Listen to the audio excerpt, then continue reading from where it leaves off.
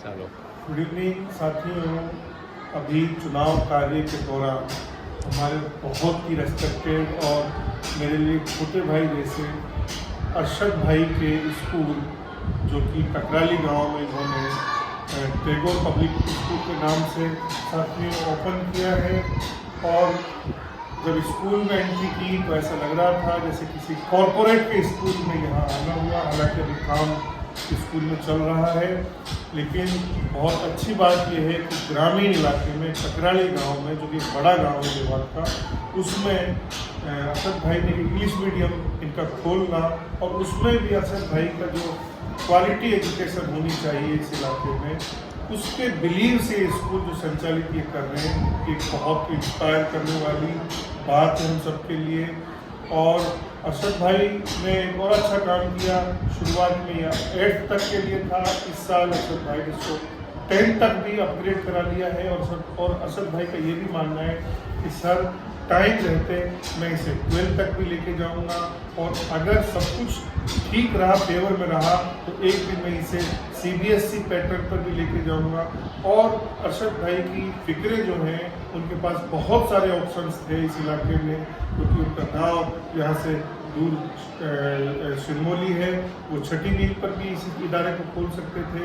लेकिन अरशद भाई का ये कहना है कि सर मेवात का एक ऐसा बड़ा गांव है जहाँ तालीम का उतना साउंड निज़ाम नहीं था, तो मुझे लगा कि मैं अपनी तालीम के दौर में इस गांव को, इस गांव के बच्चे बच्चियों को जैसे गोद लेकर उनका मुस्तकबिल बनने के साथ और उनके लिए अच्छी साउंड तालीम में देने की कोशिश करूंगा। एक और अच्छी बात ये रही कि अरशद भाई खुद, यानी ये दोनों हस्बैंड वाइफ इस स्कूल के निज़ाम को देखते हैं, बहुत फिक्रे रखते हैं। अभी आने से पहले अरशद भाई से बात भी हो रही थी। हालांकि जब अरशद भाई इस स्कूल का इनॉग्रेशन कर रहे थे, तब मुझे बहुत प्यार से बुलाने का इनविटेशन भी दिया, लेकिन साथियों उस समय एग्ज़ाम होने के कारण मैं नहीं पहुंच पाया।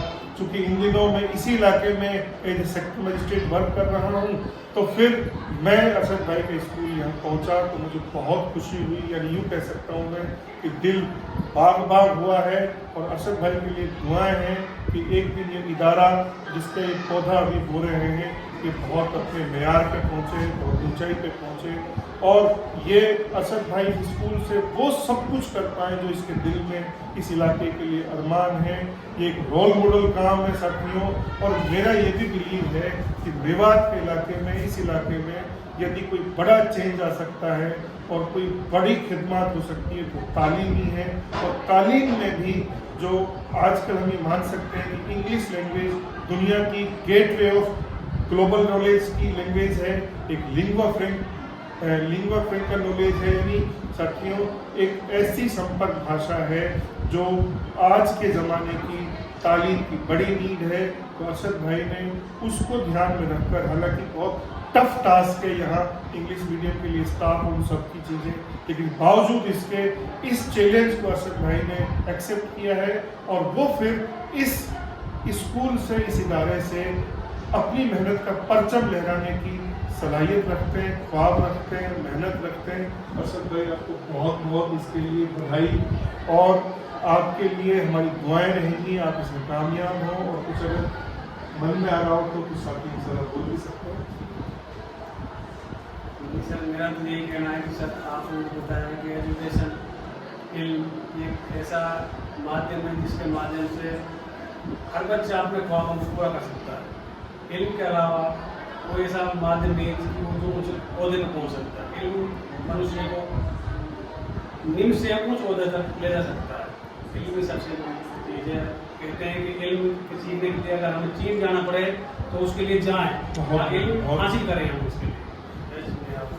अरशद भाई की बहुत खूबी सर ये है कि अरशद भाई चाहते तो कहीं बड़ी सिटी में, कहीं बड़ी जगह काम कर सकते थे, लेकिन रूट लेवल को चुनना, ग्राउंड लेवल पर वर्क करना, मुझे लगता है ये भी अरशद भाई की एक बेस्ट पर्सनैलिटी का पार्ट है।